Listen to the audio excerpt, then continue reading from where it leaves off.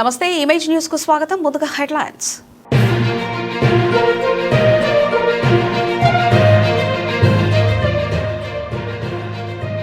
శ్రీ నేరేలమ్మవారి జాతర బ్రహ్మోత్సవాలు.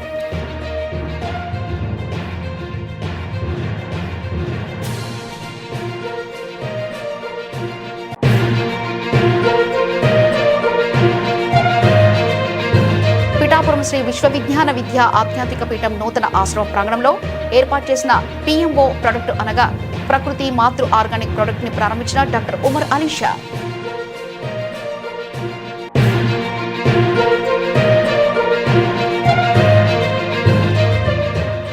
రాయవరంలో water tank నిర్మాణానికి భూమి పూజ చేసిన రాష్ట్ర అంచనాల committee chairman Mandapeta MLA Vegula Jogeswara Rao.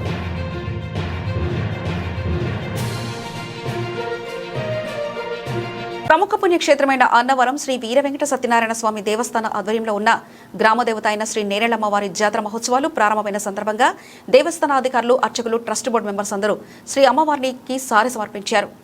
ప్రసిద్ధ పుణ్యక్షేత్రమైన అన్నవరం శ్రీ వీర వెంకట సత్యనారాయణ స్వామి వారి దేవస్థాన ఆధ్వర్యంలో ఉన్న ఉప ఆలయం గ్రామదేవత అయిన శ్రీ నేరేలమ్మవారి జాతర మహోత్సవాలు ప్రారంభమైన సందర్భంగా ఆలయ ధర్మకర్త, మండల సభ్యులు మరియు దేవస్థాన ఏసీ మరియు డీసీ ఉన్నతాధికారులతో పాటు దేవస్థాన అర్చకులు, వ్రత పురోహితులు, ఇతర సిబ్బంది కలిసి శ్రీ నేరేలమ్మవారి మేళతాళాలతో, మంగళ వాయిద్యాలతో వేద పండితుల వేద మంత్రాల నడుమ సారెను అందజేశారు. ఈ కార్యక్రమంలో ధర్మకర్తల మండల సభ్యులు, వేద పండితులు, ఆలయ అర్చకులు, ఏఈఓలు, పర్యవేక్షణాధికారులు, వ్రత పురోహితులు, భక్తులు, స్థానికులు తదితరులు పాల్గొన్నారు.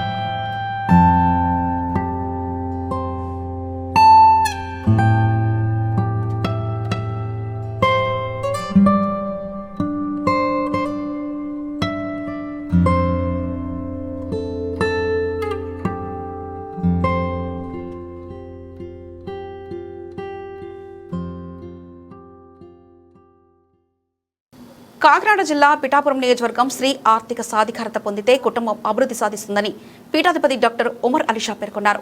పిఠాపురం శ్రీ విశ్వవిజ్ఞాన విద్యా ఆధ్యాత్మిక పీఠం నూతన ఆశ్రమ ప్రాంగణంలో ఏర్పాటు చేసిన PMO ప్రొడక్ట్స్ అనగా ప్రకృతి మాతృ ఆర్గానిక్ ప్రొడక్ట్స్ ని డాక్టర్ ఉమర్ అలీషా ప్రారంభించారు.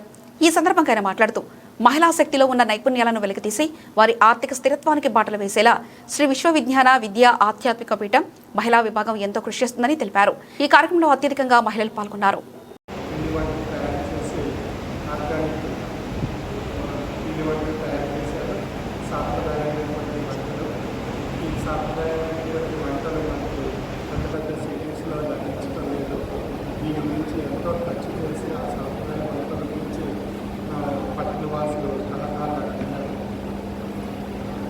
ఈ విధంగా మన వారు తయారు చేసినటువంటి పిండి వంటలు పట్టణ వాసులకు మన శుభకార్యాలకు ఈ యొక్క పిండి వంటలు మనం ఉపయోగించుకున్నట్లయితే ఆరోగ్యమైనటువంటి ఆరోగ్యకరమైనటువంటి పదార్థాలు తీసుకోవడం మన సాంప్రదాయపరమైనటువంటి వంటలు మనం పునరుద్ధరించుకున్నట్టు అవుతుంది. అదేవిధంగా మన మహిళలందరికీ కూడా కొంత ఆర్థిక అభివృద్ధి సాధించి వారి తమ మీద వారు ఆర్థిక పరంగా అభివృద్ధి సాధించడానికి మంచి అవకాశం మనం మహిళా సాధికారం ద్వారా లభిస్తుంది. ఈ విధంగా మన మహిళలందరూ కాలాన్ని వెచ్చించి కాలాన్ని వృధా చేయకుండా ఇటువంటి ఆర్థికపరమైనటువంటి సాంప్రదాయ పద్ధతిలో ఉన్నటువంటి వంటలను తయారు చేసి సమాజానికి అందించి మేలు చేసినట్టు ఈ విధంగా ఈ సాంప్రదాయ వంటలు సమాజానికి అందించడమే కాకుండా పాత మన యొక్క పద్ధతిని తిరిగి మనం పునరుద్ధరించుకున్నట్టు అవుతుంది. ఈ విధంగా ఈ విలాసాల ద్వారా సమాజానికి ఈ యొక్క కార్యక్రమంలో మహిళలకు ఆర్థిక పరంగా మంచి అభివృద్ధి సాధించుకోవడానికి మంచి అవకాశం లభిస్తుంది. ఈ విధంగా మనం మన మహిళా సంఘ ఎవరు కూడా అనాలు చూసుకుంటా ఈ యొక్క కార్యక్రమాల్లో పాల్గొని స్వామి యొక్క సమస్య పొందుపరించవలసిందిగా సర్వే తూర్పుగోదావరి జిల్లా రాయవరం మండల కేంద్రమైన రాయవరంలో వాటర్ ట్యాంక్ నిర్మాణానికి రాష్ట్ర అంచనాల committee chairman Mandapeta MLA Vegula Jogeswararao భూమి పూజ చేశారు. రాయవరం గ్రామ అభివృద్ధి కమిటీ చైర్మన్ ఉండవల్లి రాంబాబు ఆధ్వర్యంలో జరిగిన కార్యక్రమానికి ఎమ్మెల్యే వేగుళ్ల ముఖ్య అతిథిగా హాజరయ్యారు. 1,18,70,000 రూపాయలతో 90 లీటర్ల సామర్థ్యం గల వాటర్ ట్యాంక్ నిర్మాణ పనులకు, పైప్లైన్ నిర్మాణ పనులకు, ఇంటింటి కుళాయి ఏర్పాటు పనులకు శ్రీకారం చుట్టారు. ఈ ట్యాంకు నిర్మాణం వల్ల సుమారు 520 కుటుంబాలకు త్రాగునీరు ప్రయోజనం కలుగుతుందన్నారు. ఈ కార్యక్రమంలో కూటమి నాయకులు, సంబంధిత శాఖల అధికారులు పాల్గొన్నారు.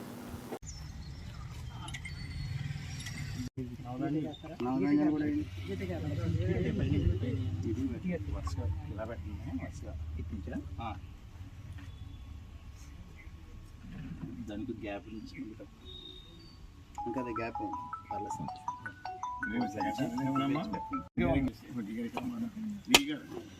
మన మొత్తం ఇంజనీరింగ్ అసిస్టెంట్లు సోమవారం 4:30 మన రాయవరం మండలానికి చెప్పాము, కపిలేశ్వరం మండలానికి వాళ్ళు కూడా చెప్పాము. హలో సార్, దాన్ని బట్టి నమస్తే. దాన్ని బట్టి ఇప్పుడు వచ్చేసారండి సార్.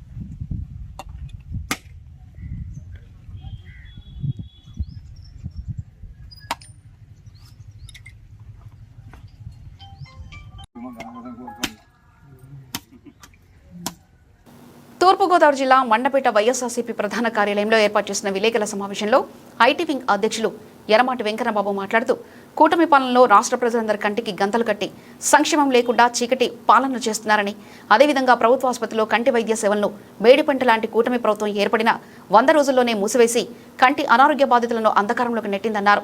జగన్మోహన్ రెడ్డి హయాంలో రాష్ట్ర వ్యాప్తంగా లక్షలాది మందికి ఉపయోగపడే కంటి సంరక్షణ సేవలను కూడా లేకుండా చేసిన ఘనత కూటమి ప్రభుత్వానికి దక్కిందన్నారు. 2019 అక్టోబర్ 10న వైఎస్ఆర్ కంటి వెలుగు పథకానికి శ్రీకారం చుట్టి 113.51 కోట్లతో 79.94 లక్షల లబ్ధిదారులకు కంటి సంరక్షణ సేవలను అందించడంలో జగన్మోహన్ రెడ్డి ఒక సంచలనం సృష్టించారని తెలిపారు.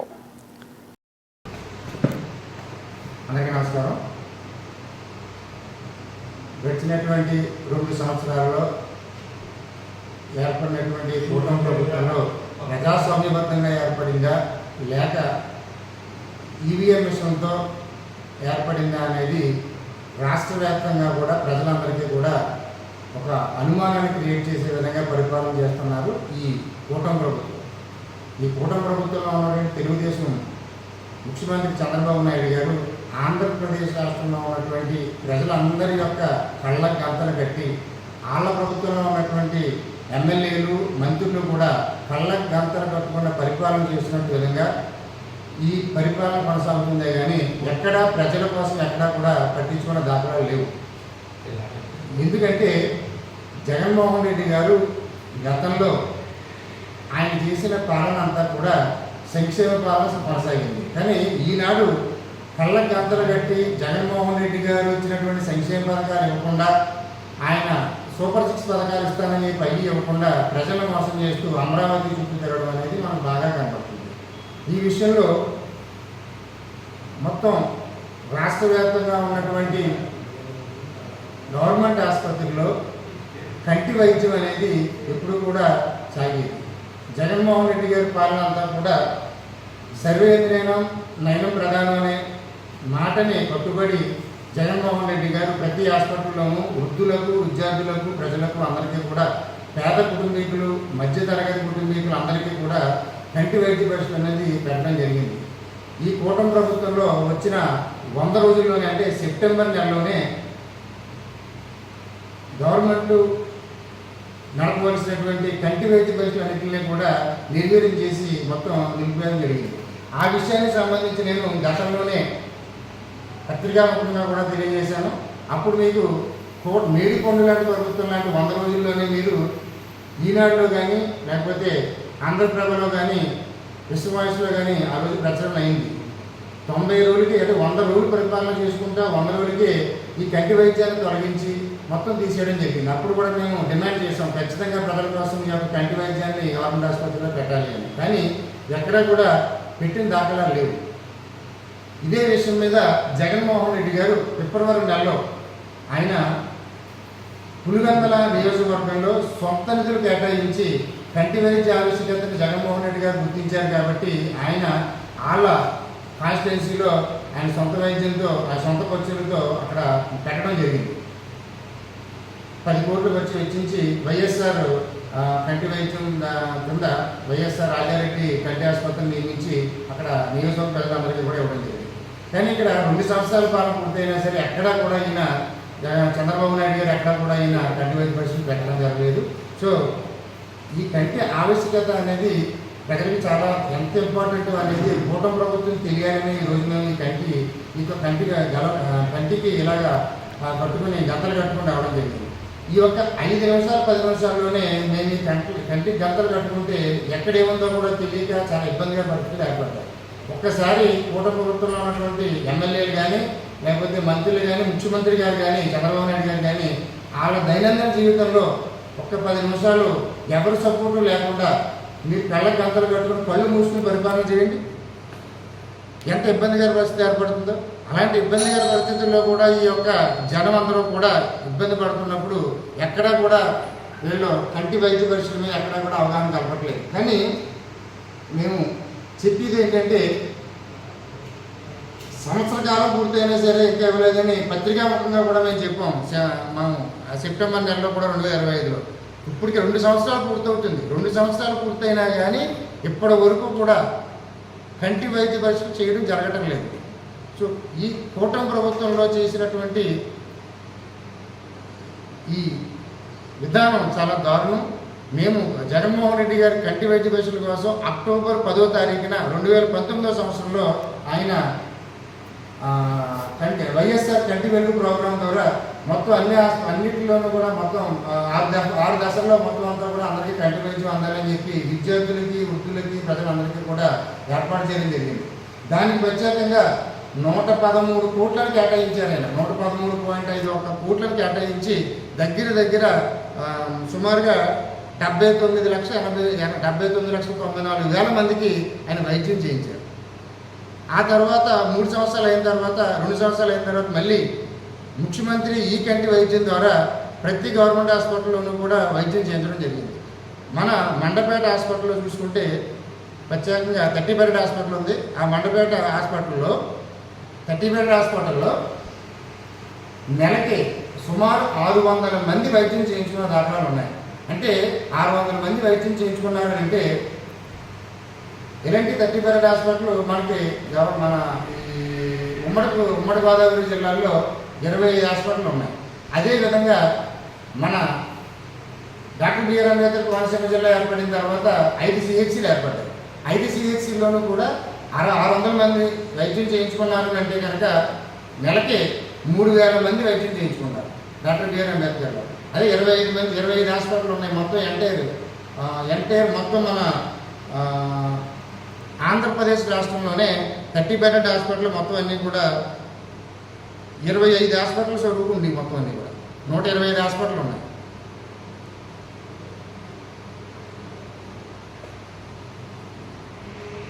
హాస్పిటల్లో 600 చొప్పున 72,000 మంది వైద్యం చేయించుకోవడం జరిగింది. అలాగే మనకి ఈ మొత్తం అంటే 72,000 మంది సంవత్సరానికి దగ్గర 8,64,000 మంది చేయించుకున్నారు. అంటే 2 సంవత్సరాలకి కలిపి జగన్మోహన్ రెడ్డి గారి ఆయనలో ముఖ్యమంత్రి ఈ కంటి వైద్యం ద్వారా కూడా దగ్గర 17 లక్షల మంది వైద్యం చేయించుకున్నారు. ఓన్లీ 30 బెడ్ హాస్పిటల్లో నేను చెప్పేది. అదే మీకు 50 బెడ్ హాస్పిటల్ ఉంటాయి. అలాగే మనకి ఏరియా హాస్పిటల్ 150 బెడ్ హాస్పిటల్ ఉంటాయి. అలాగే 100 బెడ్ హాస్పిటల్ ఉంటాయి, 150 బెడ్ ఉంటాయి. అలాగే అదేవిధంగా జిల్లా హెడ్ క్వార్టర్స్ ఉంటాయి. వీటిలన్నింటిలోనూ కూడా చూసుకుంటే దగ్గర ఎంతమంది వైద్యం చేయించుకునేవారు? ఈ వైద్యానికి ప్రజలకు ఎంత ఖర్చు అవుతుంది? బయటికి వెళ్తుంటే వాళ్ళు ప్రైవేట్ హాస్పిటల్, గవర్నమెంట్ హాస్పిటల్ లేక ప్రైవేట్ హాస్పిటల్లో బయటికి వెళ్ళడం వల్ల ఏమవుతుందంటే ఒక్కసారి కంటి వైద్య పరీక్ష చేయించుకోవడానికి వెళ్తే ఆ కంటి వైద్యానికి 500 రూపాయలు ఫీజు వసూలు చేస్తున్నారు. కళ్ళద్దాలు పడతాయంటే కనుక 2,000 రూపాయలు వసూలు చేస్తున్నారు. అదే మీకు శస్త్రచికిత్స చేయించుకోవాలి అంటే కనుక 35,000 పైబడి ఉంటున్నారు.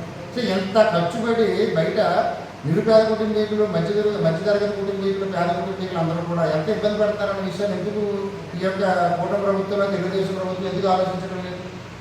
ఇవన్నీ కూడా జగన్మోహన్ రెడ్డి గారు ఆలోచించారు కాబట్టి ఆయన పరిపాలనలో ఎక్కడా కూడా ఇబ్బంది పడకూడదు, అన్నింటిలోనూ కూడా కంటి వైద్యం చాలా ఇంపార్టెంట్ అనే ఉద్దేశంతో వైఎస్ఆర్సీపీ ప్రభుత్వంలో 2019 నుంచి 24 వరకు కూడా జగన్మోహన్ రెడ్డి గారు గవర్నమెంట్ హాస్పిటల్లో ఈ వైద్యం చేయించడం. కంటి సమస్య అని ఎవరైనా వచ్చారు అంటే ఆ రెటీనా ఈ ఫంగస్ లాంటి కంటి సమస్యలతో ఆసుపత్రికి వస్తుంటే ఆ హాస్పిటల్లో ఫండస్ కెమెరాలతో డిజిటల్ ముఖ్యమంత్రి చంద్రబాబు నాయుడు, నారా లోకేష్ మార్గదర్శకత్వంలో నిర్వహిస్తున్న ప్రజా దర్బార్ కార్యక్రమానికి ప్రజల నుండి విశేష స్పందన లభిస్తుందని ఎంపీ కేశినేని చిన్ని పేర్కొన్నారు. నగరంలో కొండ ప్రాంతంలో నివసించేవారు 150 గజాలలోపు స్థలాల్లో ఇల్లు ఉన్న సుమారు 30,000 మందికి జీవో నెంబర్ 30 ద్వారా క్రమబద్ధీకరణ చేసి పట్టాల పంపిణీ చేసేందుకు ప్రభుత్వం సానుకూలంగా ఉందని స్పష్టం చేశారు. ప్రజా దర్బార్ ద్వారా అధికారుల సమన్వయంతో ప్రతి వార్డులోనూ సమస్యల పరిష్కారానికి కృషి చేస్తున్నారని స్పష్టం చేశారు. ప్రభుత్వం ప్రతిష్టాత్మకంగా చేపట్టిన ప్రజా దర్బార్ కార్యక్రమం 45 డివిజన్లలో కవిలా సెంటర్లో జరిగింది. ఈ కార్యక్రమానికి విజయవాడ పార్లమెంట్ సభ్యులు కేశినేని శివనాథి చిన్ని, ఆర్యవైశ్య డెవలప్మెంట్ కార్పొరేషన్ చైర్మన్ నుండి రాకేష్ హాజరయ్యారు. ప్రజా సమస్యల వినతి పత్రాల ద్వారా స్వీకరించారు. ఈ సందర్భంగా ఆయన మాట్లాడుతూ ప్రజా దర్బార్ కార్యక్రమానికి రాష్ట్ర వ్యాప్తంగా విశేష స్పందన లభిస్తుందన్నారు. ఈ కార్యక్రమంలో 45 డివిజన్ అధ్యక్షుడు సత్యనారాయణ, ప్రధాన కార్యదర్శి షేక్ సుబాని, స్థానిక టీడీపీ నాయకులు మైలవరపు కృష్ణ తదితరులు పాల్గొన్నారు. చేయించుకోమా నోట్ చేయించుకో.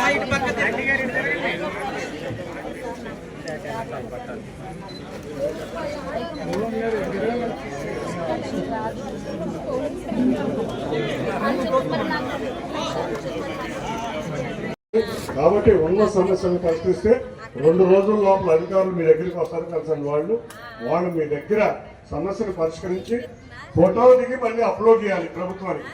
కాబట్టి తప్పకుండా మీ సమస్య పరిష్కారం ఏంటంటే వాళ్ళతో ఫోటో దిగి పరిష్కారం ఏంటని చెప్తే గౌరవ ముఖ్యమంత్రి నారా చంద్రబాబు నాయుడు గారు, గౌరవ యువనేత నారా లోకేష్ గారి ఆధ్వర్యంలో ఆదేశాలతో ప్రతి వారం జరిగే గ్రీవియన్స్ ఇవాళ ఇక్కడ జరగటం, ఇవాళ నేను కూడా కార్యక్రమానికి రావడం, ఇక్కడ అందరినీ తెలుగుదేశం నాయకులు, కార్యకర్తలు, పాలిట్ బ్యూరోలో ఉన్నవాళ్ళు, జాతీయ రాష్ట్ర కమిటీలో ఉన్నవారు, అంతేకాకుండా అందరూ కూడా ఇవాళ ఇక్కడ ఈ గ్రీవియన్స్ రావడం చాలా ఆనందంగా ఉంది. ప్రతి వారం జరిగే ఈ గ్రీవియన్స్ ప్రతి వార్డులోనూ పెట్టి అక్కడ ప్రజా సమస్యలను పరిష్కరించడంలో అధికారులతో కలిసి సమన్వయం చేసుకుంటా ప్రజలకు ఉన్న సమస్యలను పరిష్కరించడంలో మేము ముందుకు వెళ్తున్నాం.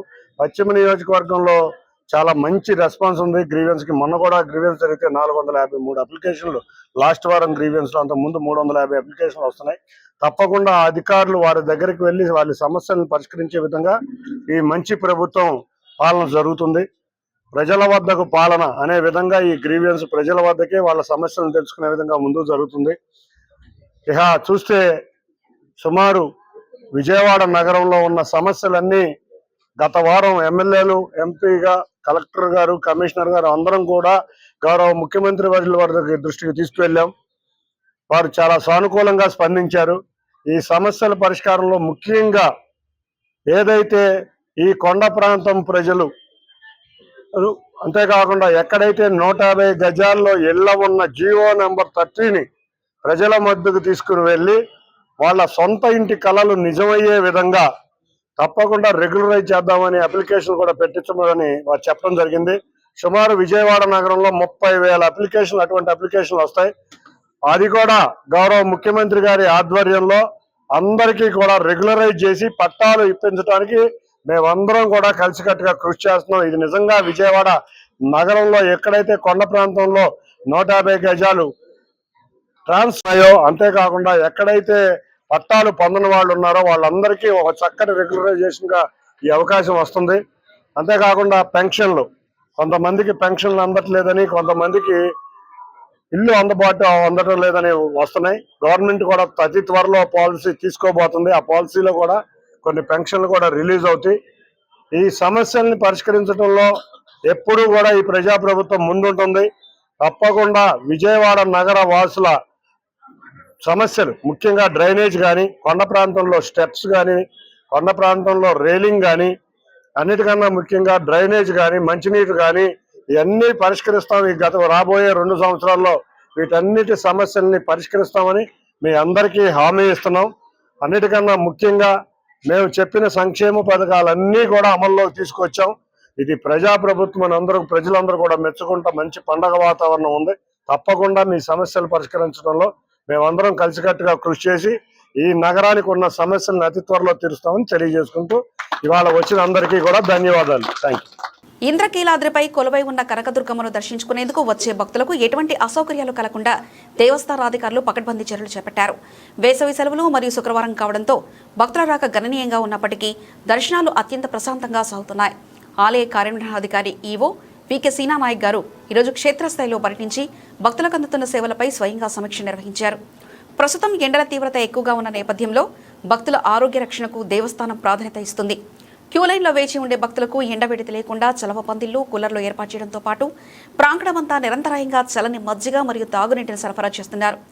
ఉచిత ప్రసాద పంపిణీ కేంద్రాల వద్ద రద్దీని నియంత్రించేందుకు అదనపు సిబ్బందిని కేటాయించి భక్తులకు త్వరితగతిన ప్రసాదం అందేలా చర్యలు తీసుకున్నారు.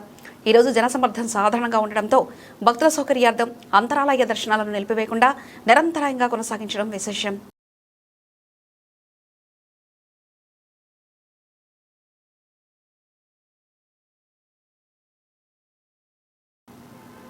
విజయవాడ సెంట్రల్ నియోజకవర్గంలో ప్రజల సమస్యల పరిష్కారమే ధ్యేయంగా ప్రజా దర్బార్ కార్యక్రమం నిర్వహించారు. నియోజకవర్గ ఎమ్మెల్యే ప్రభుత్వ విప్ బోండా ఉమామహేశ్వరరావు ఆదేశాల మేరకు ఎమ్మెల్యే కార్యాలయంలో జరిగిన ఈ గ్రీవెన్స్ డేలో యువ నాయకులు బోండా సిద్ధార్థ పాల్గొని ప్రజల నుంచి నేరుగా వినతులు స్వీకరించారు. అధికారులతో సమన్వయం చేసుకుంటూ అక్కడికక్కడే పలు సమస్యల పరిష్కారం చెప్పారు.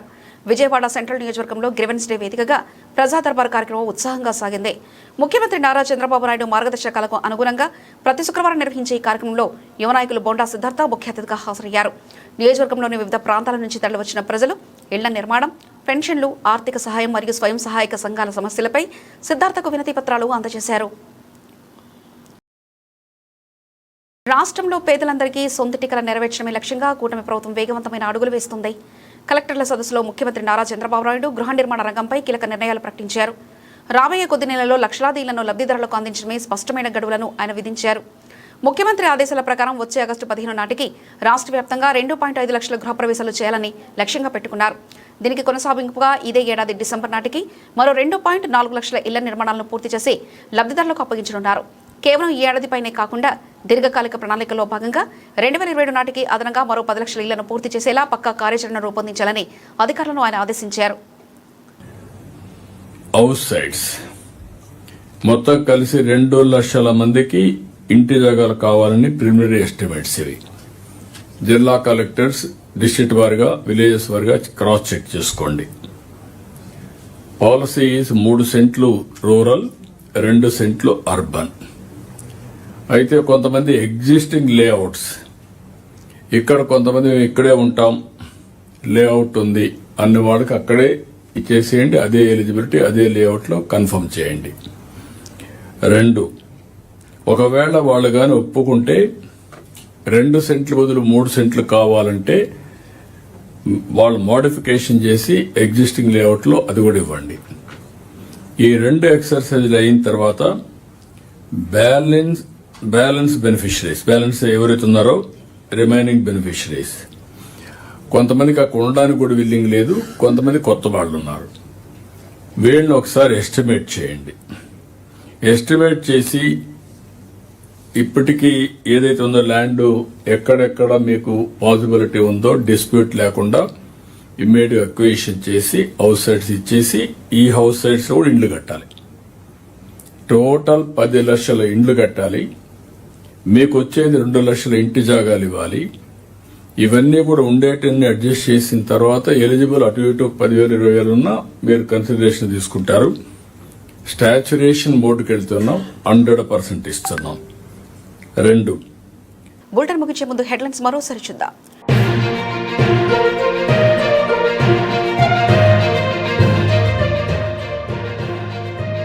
శ్రీ నేరేలమ్మ వారి జాతర బ్రహ్మోత్సవాలు.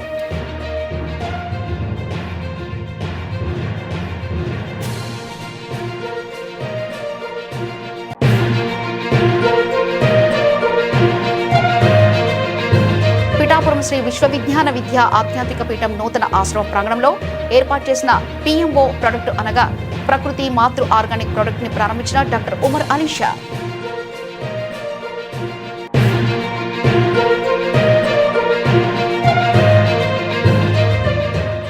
రాయవరంలో వాటర్ ట్యాంక్ నిర్మాణానికి భూమి పూజ చేసిన రాష్ట్ర అంచనాల committee chairman Mandapeta MLA Vegula Jogeswara Rao.